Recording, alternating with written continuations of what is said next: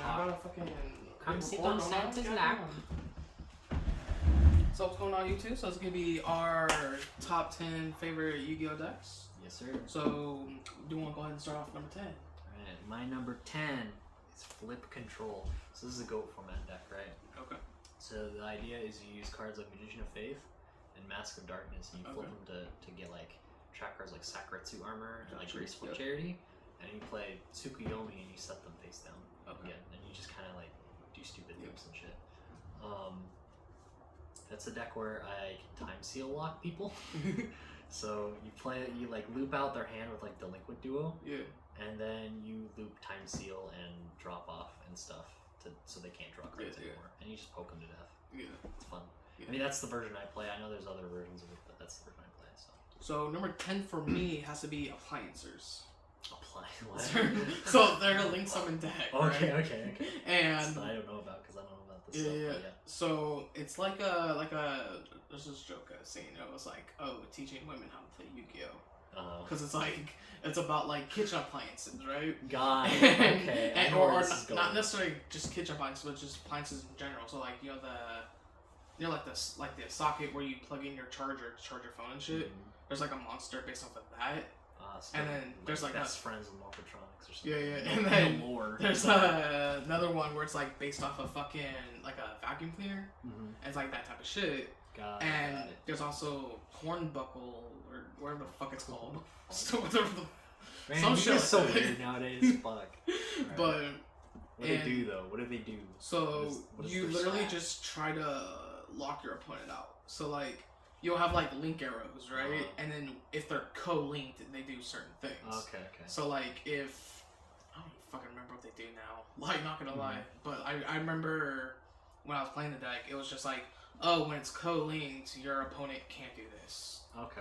And so they just have like floodgate effects or something. Not necessarily floodgate. It was kind of shitty floodgate kind of thing, where it's like, your opponent takes like.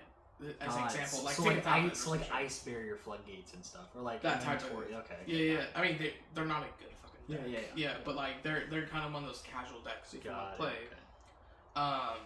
Pretty neat though. And I remember the fucking engine I used to run with like you fucking run like because like the appliances are an engine because there's only like 9 of them. Mm-hmm. That's not even fucking enough for like a deck, so you have to splash other things in there. So since it's a linked deck, it's a good amount.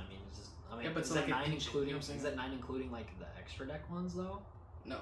So the 9 is the like the main deck. So it's like an engine, but you have to run like shit like Parallax, Siege Dragon, or like some other like cyber stuff. Yeah, that's support. Yeah. Okay.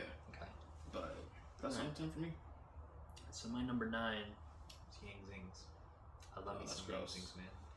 I hate it when they miss timing, and pretty much like when people play a deck that's better than them. Okay, I love archetypes that float for some reason. I just like having board presence at all times. And then synchro decks are like the best. I love synchro decks. Yeah. Which is interesting because my top ones aren't synchro decks either. But it's kind of weird. Yang Zings, they have probably one of my favorite synchros, Baxia, because it spins stuff back to the deck. Can they even make it? Yeah, they can make it. They can make it easy. Because as far as I know, they're only like level 4 Beast Warriors or whatever. No, Yang Zings is they're the worms. The worms from. Oh no, I'm thinking of Senju. Sorry, that's my bad. Yeah, sorry. So, but yeah, like, and they have some stupid combos that you used to be able to do when like Level Leader was unbanned. Because you could summon Jiaotu and then summon Baxia with it. Yeah. And then with Level Leader in the graveyard, you could like summon it and then pop it with Baxia's effect and then summon more Zings from the graveyard. You could do so much stupid shit with it. It was great. And my boy Denglong got banned unjustly, unfairly. Bring Denglong back to like 5. I don't know. Just fucking bring him back, guys. Come on. But that's my number 9. So number 9 for me has to be Ice Barriers, just because like they're kind of like they're not good. And most of these decks for me are gonna be like not good, but they're fun. Definitely not good, but it's fun deck. Fun to play. But for me, it's like because they just got the structure deck like not too long ago, and when they got their support, like I was like, I'll try it out. Fuck it, and I kind of like their playstyle. It's just for me, they're kind of like, oh hey, fucking summon the.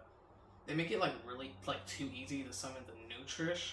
I feel like they focused way too much on the new one. Well, I mean, but to be fair, it's kind of harder to summon the older one. Yeah. I mean, to be fair, like the rest of the deck kind of sucks. Like, they kind of fair. have to turbo that shit out. Yeah. But like, I remember the Ice Bears I used to play is like Cryomancer and Dewdark and Prior. Yeah. Solo level 2 ones. Yeah. And then just play Gravity Bind and Wetlands. It's fucking Wetlands. Yeah. That was a fun deck. Yeah. That was the deck I played back when I was in high school and stuff. Yeah. Okay. Number 8. Cosmos. Not bad. I love Cosmos. Again, I like decks that float, and I do really appreciate decks that require me to play on the opponent's turn as well. Yang Zings do that too to an extent because they can synchro on the other turn. Yeah. But like Cosmos, I'm like, yes, you would like to summon something? I would like to interact with that. Yeah. You know? Like I'm gonna pop it with Dark Destroyer, or I'm gonna negate it with Dark Lady. Yeah.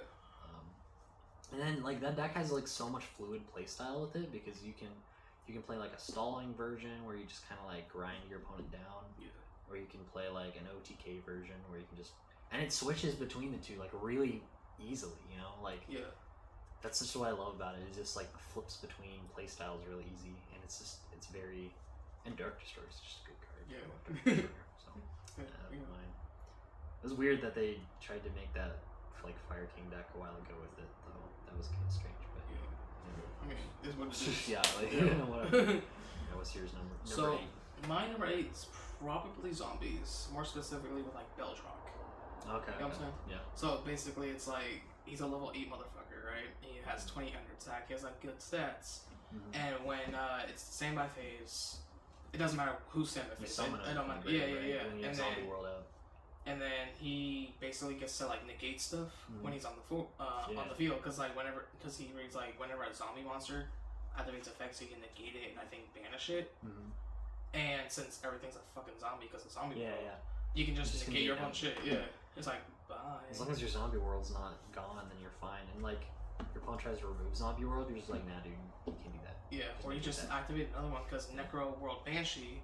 That's like your terraforming almost, because like you can banish her from the graveyard, and there's like a billion ways to get her there. I need a playset of that card. Yeah. They're like $12 now, which is gross, but you know. But I fucking if you find any more of that structure deck, buy that structure deck. I think I have a few in my room. Or, I know I have at least one. Yeah. Well, not right now. Okay. A little later, but it's just like a terraforming, so it's like even if it gets popped, you can just be like, oh hey, I'm a banisher from the grave, and then just get another one. It's so good. Like it's just. I think when it comes to zombies, I like the old style with like Zombie Master plugs for. Just like synchros, you know. Yeah. Like Unizombie, like Shiranui, Solitaire, and all that shit. Because the only zombie archetype I can think of is the Shiranuis. That's the only like zombie archetype I can think of. Otherwise, it's just random shit. I mean, Skull Servants, but that's it. It's not really a deck though. It kind of is. I mean, it is, but it's like it's not really a thing. I mean, neither is Shiranui's right now. Like, I mean, let's be real here. I think I've seen more Skull Servant players than Shiranui players in my lifetime. Honestly, like real talk. Like, it's like the whole like before the Egyptian gods got a support. It's like, are they even a deck? No. I mean, to be fair, Skull Servants have like enough stuff to make a whole deck out of on their own. Fair, but like, and you just like slap in 3 Mizukis and like all the good like generic zombies that you'd be playing in the zombie deck. Like Gozuki. Gozuki, Zombie, shit like that. What would you say your next one is? Number 7. Yeah. Pepe. I love me some Pepe. I love so. I really like high-powered Yu-Gi-Oh decks like that. Pepe is just like, it's another one of those decks where it's like you start out with like 1 or 2 cards and you can just do whatever the fuck you want with them. Like you can make whatever board you really want. I love being able to make Cyber Dragon Infinity in Pepe with Ptolemaeus before it got banned. I loved playing Pepe before it got banned. We should put Monkey Board at 3. Yeah. I mean, Skullcrobat's at 2 already. We should put Monkey Board at 3. I'm thinking that good shit. At least put Monkey Board at 2. At least. Put Board at 3, and put not Damage Juggler. It's Plush Fire. I want Plush Fire at 3, and I want Okay. Skullcard, Bad Joke, Red 3, and then that's the whole deck. And then we're good. Because I remember back in high school, like, you were trying to build that deck, and I remember I almost beat you with, like, fucking Noble Knights, because I remember I did, like, 5,000 damage. Yeah, fucking Noble Knights, man. Yeah. That was fun. But yeah, no, that deck is gross. Like, Ignister doesn't target? Okay. Yeah. Cool. Non-targetable spin? Sweet. Yeah. And I can, like, make any kind of extra deck monster. That was the one deck where you could probably Sophia pretty easily, actually, when I think about it. I want to make a Sophia deck with that. Yeah. It'd probably suck, but, you know. That was my number 7. What's yours? So, mine's Red Eyes. Okay. So one of the better decks on my list. I also love when alternative Red Eyes came out. It's like, oh hey, pitch a Red Eyes, just get us free level 7. Yeah. You can do more shit. And I kind of like having a little more options with Red Eyes than Blue Eyes, just because like Red Eyes, you can make a fusion based deck around it. You can make it more focused on Xyz summoning or like more focused on like equips and shit. Yeah, you have like the Skull Servant guy too, the Archfiend. Oh yeah. Like and like some of their fusions, like barring Dragoons even, like some of their fusions are gross. Like, some of them do some really stupid shit. Yeah, because I know with the newer one, fuck, I forget its name, but it's with the Archfiend of Lightning, like that fusion. You know what I'm saying? Yeah. And it's like, oh hey, when I attack, I get to shuffle back a Red Eyes monster and do that amount of fucking damage. So like shuffle back. Yeah, one of those fusions is like dummy fucking burn damage, and I'm like, wow, why? I mean, it's really good. I just love being able to be like, hey, I'm just gonna summon this fucking beat stick and just be like, hey, I'm gonna burn you to fucking death. Yeah, it's just... And like you can have different variants or like variations of that deck just because of how like versatile it can be, because there's like so many different things, because Joey ran like so many different fucking shit. So it's like you have there's like tag rules with Yugi and stuff too, so it's I get to also pillage your summon skull. Yeah. Means. I just mean like, because you can customize that deck however you want, because you can make it more kind of like a more gear free equipped type deck, or you can make it more of a burn heavy, you can make it more of an Xyz, that type of shit. But that's just me though. That was good. I mean, I like Red Eyes too. I can never remember most of the effects, but like I don't remember the effects, but just not the names. Yeah. I know they have a Blackstone of Legend or whatever. Yeah. That was cool. Alright, my number 6 is Dragon Rulers. Big boys, yes. I like dragons and I like them when they pilot planes. I like that shit. So you like season 5 of Yu-Gi-Oh with darts? Yes. Okay. I do like dart. I do like the Seal of Orichalcos season. I like that shit. Okay. But I like Draco Sack Turbo pretty much. That's what the deck is Draco Sack Turbo pretty much. Draco Sack or Big Eye Turbo.